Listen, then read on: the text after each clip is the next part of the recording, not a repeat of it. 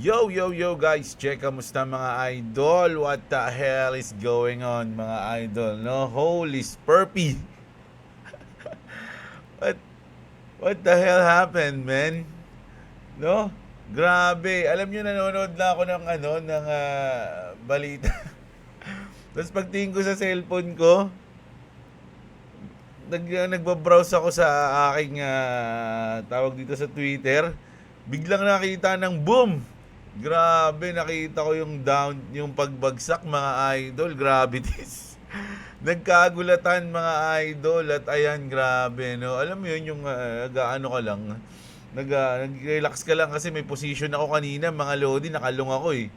At ayun ang nangyari mga lods, no, durug. Grabe, pagkatingin ko mga idol, alam niyo yung reaction ko pagkatingin ko. Alam ko, ganun din yung reaction nyo. No, pagtingin nyo sa inyong portfolio. Ganito rin, lumabas na ulit mga lodi ang boses ng ating portfolio, which is this.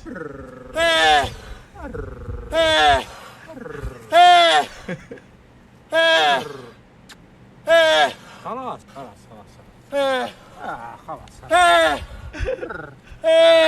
كل شوف Alam niyo na. Alam niyo na yung boses ng portfolio nyo ngayon, ha?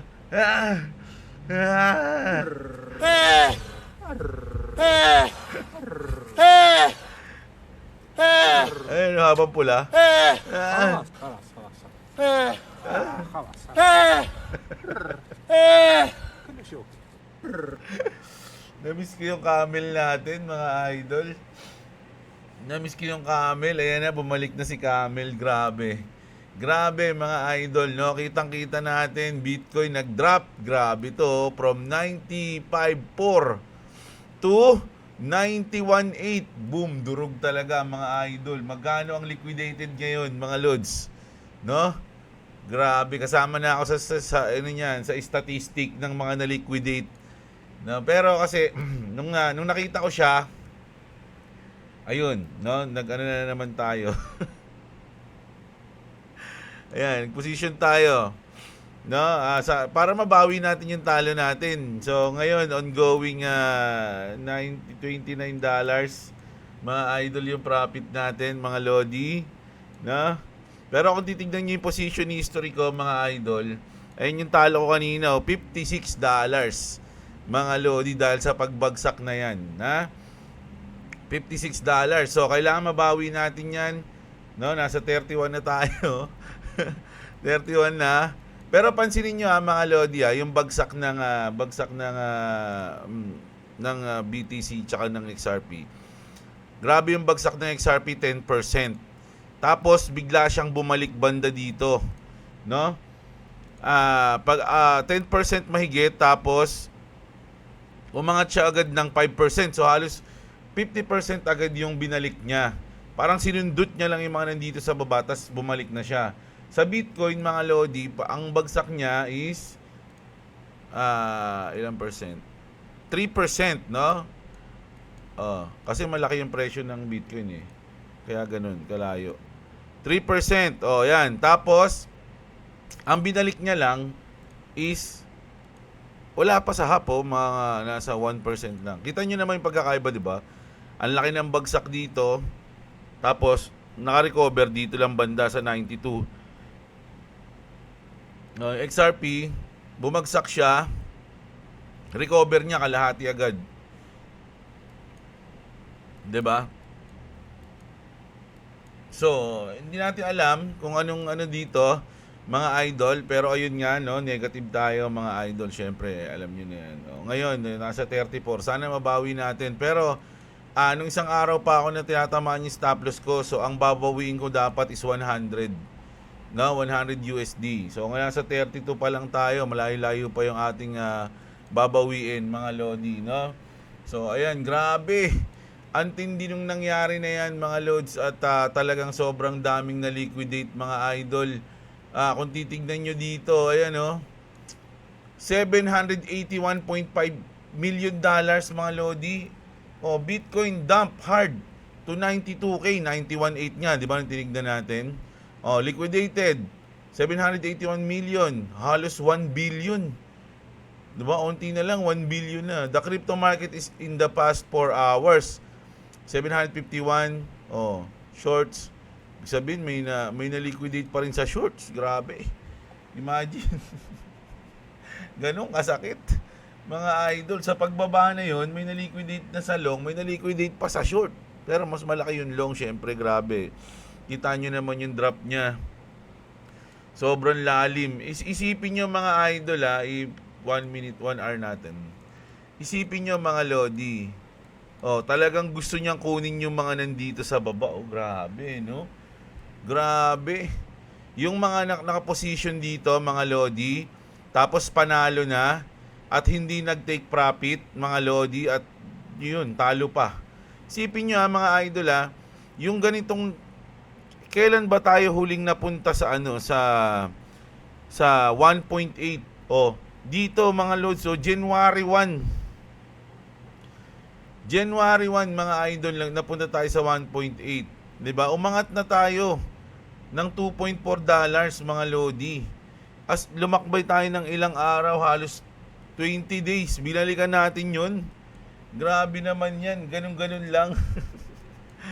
Samantalang etong range na to mga lodi simula January 8 hanggang January 19. Imagine mga idol, 12 days kang nandyan. Pero ilang minuto ba tong candle na to? Isang minuto lang ata ito. Sabihin natin 5 minutes. Ayan. 15 minutes. 30 minutes natin. 30 minutes. 1.5 hours. Mga lodi, compare mo sa 11 or 12 days na nilakbay mo dyan, 1.5 hours lang mga lodi, tinanggal ang pag-asa mo, mga idol, no? So, nag-position ako dito mismo, no?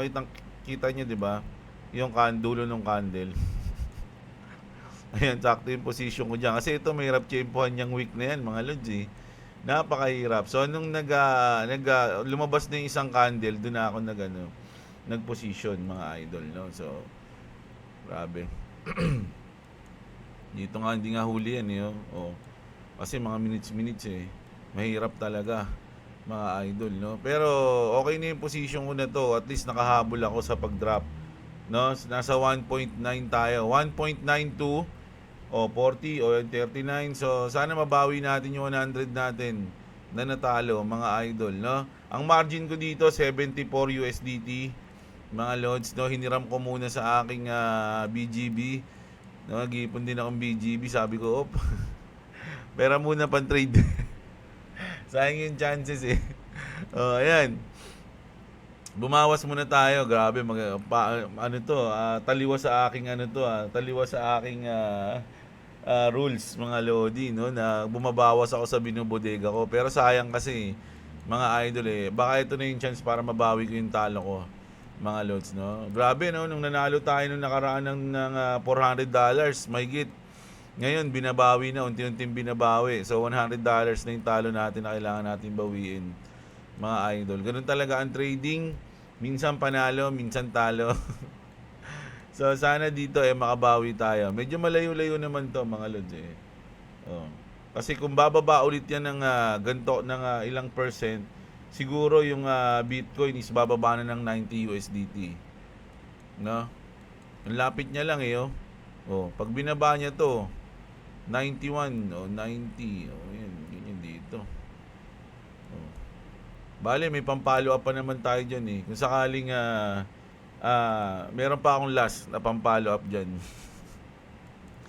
Meron pa akong natatagong 100 USD.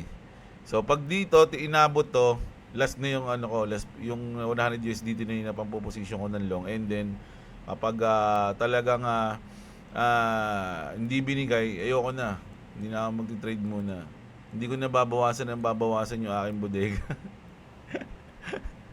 Kumbaga yung panalo ko, parang eto na, napatalo na ulit. No, at least panalo pa tayo ng at least mga 200 USD. Mga lodi, no? So, okay lang yun. Nung last week yun, ayan, no? So, pero sana wag na mangyari yun, di ba? Wag na abutin to at makarecover na. No? Alam nyo ba kung ano nangyari, mga lodi, Sa first time in history. Kaya bumagsak yung market dahil tumama si Jim Cramer sa kanyang hula. 'Di ba? Ayan yung tweet ni Jim Cramer nung kahapon, no? Oh, January 19 ngayon, January 18 kahapon. 'Di ba? Get ready for a bad Tuesday opening. We are too overbought to bounce. Catch the investing club hour on Thursday noon. It will be worth your while. O ayan na. Get ready for bad Tuesday. So Monday pa lang mga idol, tinutuon na ni Jim Cramer. Di ba? Pero ang mangyayari nito mga lord, sa tingin ko, di ba sinabi ko na to kahapon, panoorin niyo yung video natin na bago tong video na to, video natin kagabi, ang ganda ng update natin kagabi. May sinabi ako dun na ang pwedeng mangyari sa hula ni Jim Cramer is Monday bababayan and then saka makaka-recover. Ayun yung sabi ko eh. Panoorin niyo na lang. Alam ko sinabi ko yung kagabi, which is parang ganun nga yung mangyayari ngayon mga lords, no? Monday, pulse move Monday, and then recovery, tapos aangat na siya. Ngayon, kapag umangat na siya, dun babalikan ngayon yung tweet ni Jim Cramer. Sasabihin, nung January 18, nag-tweet si Jim Cramer na get ready for bad, pero ngayong January 20 at 21, lumipad na. O parang ganun yung ano nun. Ganun yung magiging basihan doon, mga idol, no? Kontra pa rin siya kung sakali kasi ang sinabi niya, bagay ngayon, Monday ngayon eh. Sabi niya bad yung Tuesday. Ngayon bumaba ng Monday, paano kung Tuesday lumipad? 'Di ba? O di mali na naman siya doon. Pero sa ngayon, ang tinitignan ng mga karamihang detective sa ating crypto space, tumama daw si Jim Cramer. So malalaman natin yan ngayong hanggang Thursday, mga lords, no? Once na Thursday, bagsak pa rin, tama siya, mga idol, no? Pero kapag ngayong week na to, naka-recover, lumipad hanggang next week, ay ang babasihan dyan, uy, grabe, sinabi ni Jim Cramer ng get ready ng January 18, no? Bumagsak ng 19, so parang ayun yung bottom, tapos lumipad na. Ganon yung pwede mangyari dyan. Gets nyo? Grabe, nagulat talaga ako mga idol. Actually, sa Bitpinas ko pala nakita sa cellphone. Nagbabrowse ako eh. Tapos biglang nakita ko, almost 600 million liquidated when Bitcoin back to $92. So gulat ako, kakaupo ko lang sa PC ko eh. Kumbaga, kakaupo ko lang, nagalmusal lang ako, tapos di mo na ako tumingin sa PC ko. Tapos biglang pagtingin ko, bagsak na. Taragis yan. Nagkagulatan mga idol eh. Di ba? So, grabe yun mga lodi. Ang tindi ng pangyayari. Pero sa tingin nyo ba ang dahilan is si Jim Cramer? Mga lodi. Ako sa tingin ko yung nangyayaring bakbakan ng US at UK. UK mga lodi. Tungkol saan ba? Ayan. President Trump has approved a bill to impose 500% tariff on the EU for buying Russian oil. Ayaw kasi ni Trump, mga lodi, no? Binantaan niya na lahat ng tutulong, no? Sa Russia, sa China, o sa mga tumutulong sa Iran, o sa Venezuela. Lahat ng sumusuporta doon, bibigyan ko ng tariff yan kapag pumabor kayo. O ngayon, tinatangkilik pa rin ng EU yung oil na galing sa Russia kasi nga ayaw na ni Trump yun. Sabi ko nga sa inyo nakaraan, barter na lang yung nangyayari sa Russia dahil wala na eh, no, naka-sanction sila eh. So ngayon bumibili, so nagalit si Trump, 500% ang pinataw niyang tariff. Imagine 500%, mga lords. O tanungin natin kasi may nagtanong dito, is this true? No daw. No, that's not true. President Trump has green light a bill for up to 500 tariffs on countries like China, India, Brazil for buying Russian oil. Ayan pero kasi kaya ako sinabi na parang gantihan to, mga lodi, kasi ito legit. Ayan mga lods ayan ito na nga kasi tinanong ko si mismong Grok yung tinanong ko kung totoo to eh.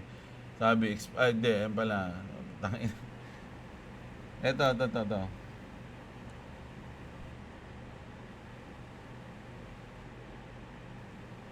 Si George nag-post na ito eh. Tama ba? Oo, yan si George yan. Ang post na ito ay mula kay Cryptosara. So, narito ang simpleng paliwanag sa Tagalog. Si President Trump ay nagpahayag na maglalagay siya ng tarif, dagdag na buwis sa imported goods sa 8 bansa sa Europe, Denmark, Norway, Sweden, France, Germany, UK, Netherlands at Finland. Simula January 1 ay February 1 pala. 2026 10% muna. Tapos tataas ng 25% sa June 1, 2026. At mananatili hanggat hindi sila pumapayag na ibenta ng Denmark ang Greenland sa Estados Unidos. Dahil dito, ayan, naghahanda na ang European Union o yung EU ng malaking kontra-tariff hanggang 100 billion sa siguro mga 5.8 trillion daw to sa peso na parusa sa mga produktong Amerikano at posibleng restriction sa mga US companies sa Europe, no? Ang tatamaan nito yung mga company sa Europe na Amerika, no, ang may-ari, Amerika yung may-ari. Ito ay tinuturing na retaliation o paghihiganti. Ayun nga yun, kasi alam ko naghiganti sila dahil nag-tariff ng 500%. Dahil hindi naman pala totoo.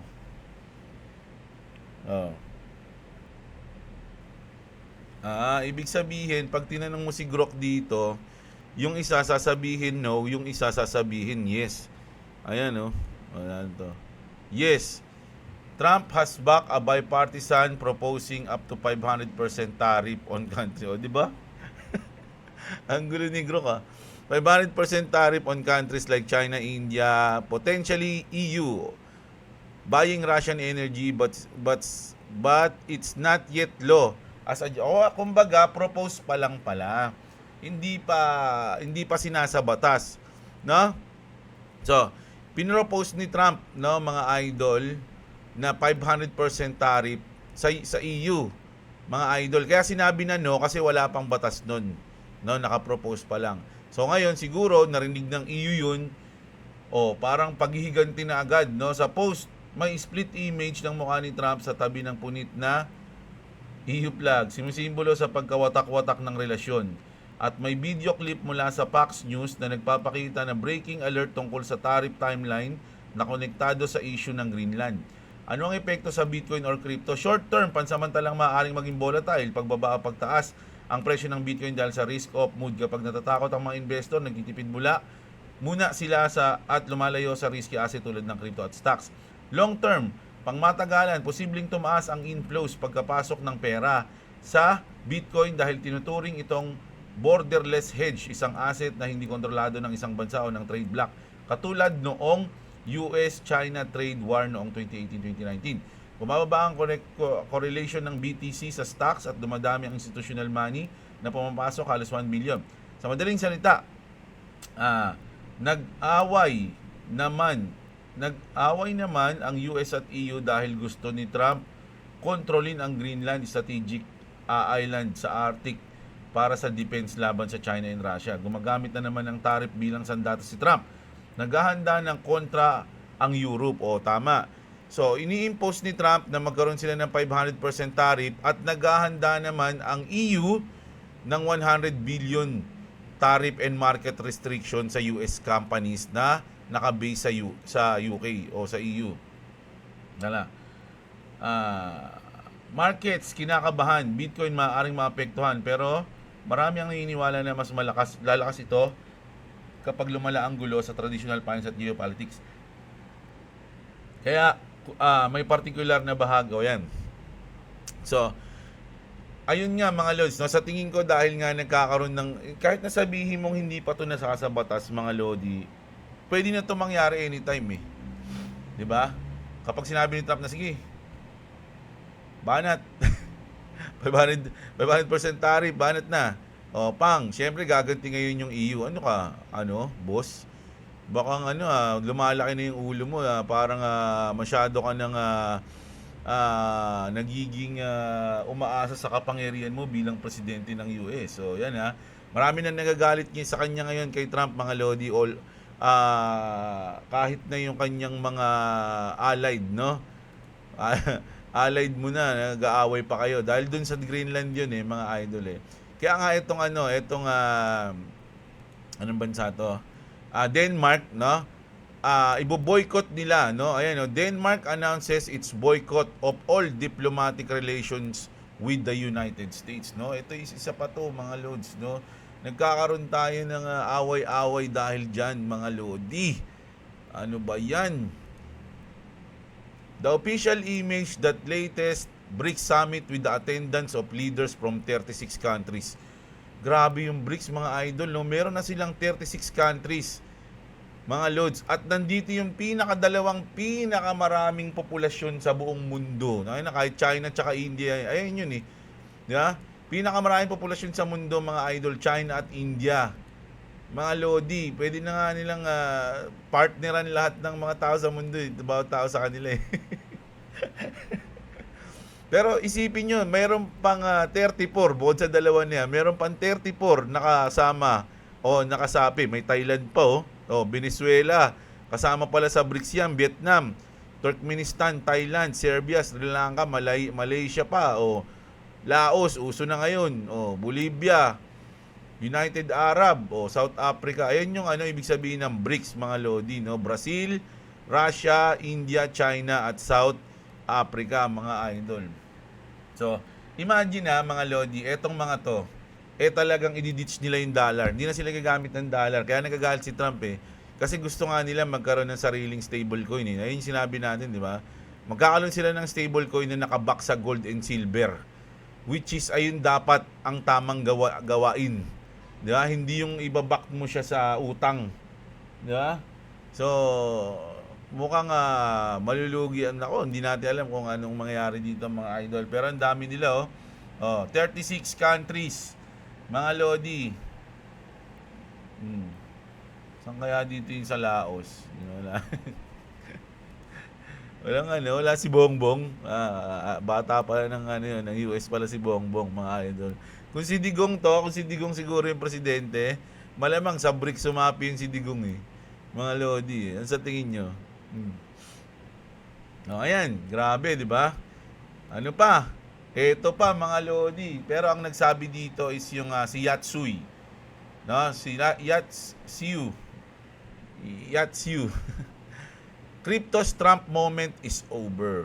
Ayun yung sabi niya rito, no? Animokas Yatsiu says crypto political hype pace is fading, no? Yung mga cryptong na-hype dahil sa mga personalidad, dahil sa mga celebrities, dahil sa mga politiko, mga idol, yung hype niyo. Kunyari, pag sinabi ng politiko na ganito yung coins, ma-hype sila, no? So, tapos na daw yung ganun, na unti-unti nang naglalaho, no? Yung ganong sistema na hype yung coins. The next chapter, he believes, will be driven by real users. Yung talagang may silbi na coins, hindi yung umangat lang dahil sa hype. Real users, solid infrastructures, and regulation, not personality. So, ayan mga lodi. No, sang-ayon ba kayo dyan? Na dapat talaga ganun, mga idol, no? Yung mga coins, kaya maraming na-scam maraming nararag pull ng mga investor kasi nagpapadala sila sa hype. Yung sikat na celebrity magsasabi ng ganitong coin, bibili lahat doon, and then babagsak, boom, liquidity exit ka na, baby. Ganun na yung mangyayari sa iyo di ba? Ngayon, sino bang nung simula nang umupo si Trump, medyo lumakas yung ganung sistema yung ma-hype kasi sa anak niya, sa asawa niya, siya. 'Di ba? So, unti-unti na daw nawawala 'yon. Kumbaga nagkaroon lang ng ng moment. Pero ang susunod na daw, the next chapter is real users, solid infrastructure, and regulations na. That might be true long term, but short term, the market is tanking thanks to a tariff war. Yun na nga kasi yung tariff war, mga lodi, kahit ganun-ganun, napaka-importante, no? Nakaka-apekto talaga sa market, no? Ito. Last news natin. A Ripple presence has appeared at the World Economic Forum as Davos kicks off tomorrow in Switzerland. Eyes on what's coming. Institutions don't show up by accident. Pay attention, XRP, Army, ayan Sa US House to. Davos 2026 mga Lodi, January 19 to 23 o 21, nakalimutan ko na, basta ganun. Imagine, no? Microsoft, Pfizer, and then Ripple, no? Hedera, dalawa yung nandito mga Lodi, Ripple and Hedera, no? H-Bar, grabe. H-Bar and Ripple, sponsor ng US Davos 2026. So, goods yan mga Lods, no? Hindi naman nila gagawin niya kung magraragpull sila eh. 'Di ba?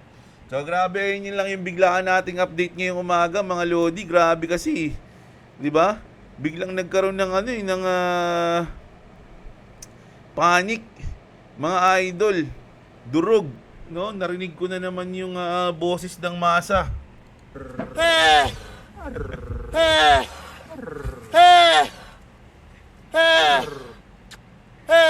خلاص خلاص خلاص خلاص Boses ng mga to eh. Nasama sa statistic tulad ko. So ayan. Sana makabawi tayo ngayong araw mga idol, no? So ayun lang muna ang update natin ngayong umaga. Good morning sa inyo ha. Mamaya bawi tayo gabi. Medyo mahaba yung news natin mamayang gabi kasi syempre magbabasa tayo ng comment nyo. So comment kayo dyan, like nyo yung video natin. At syempre sa mga hindi pa na-subscribe, subscribe kayo. Sa mga walang crypto exchange dyan, check nyo yung link dyan sa description sa baba ng ating video. Love you all mga idol. Magandang araw sa inyo mga Lods. At what's up, what's up?